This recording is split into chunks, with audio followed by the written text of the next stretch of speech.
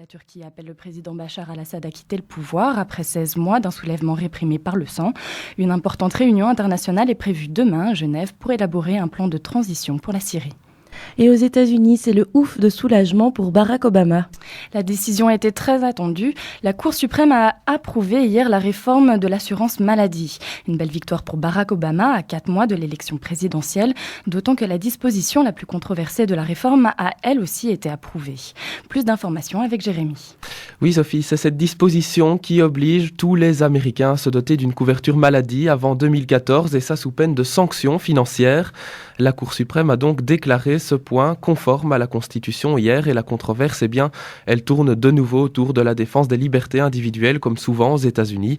Les adversaires du texte mené par 26 États républicains jugent qu'il viole les libertés individuelles.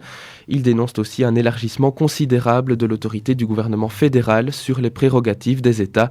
Alors vous l'avez dit Sophie, cette décision de la Cour suprême américaine que certains experts qualifient même de décision du siècle, c'est une grande victoire pour le président Barack Obama puisque sa plus grande réforme est déclarée conforme à la Constitution.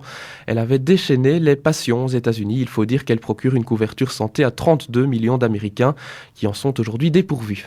Un point tout de même sur lequel la Cour a exprimé des réserves, c'est l'extension de l'aide aux plus pauvres. Elle a été limitée.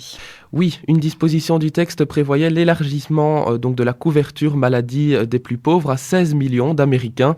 Une disposition contestée par les 26 États conservateurs. La Cour leur a en quelque sorte donné raison hier.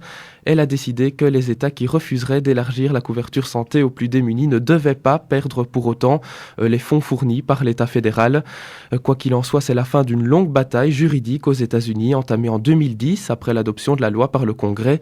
Une protection sociale accrue donc pour les Américains, même si, et c'est important de le rappeler, la réforme ne crée pas d'assurance maladie publique comme chez nous. Même élargi, le système repose toujours en grande partie sur le privé.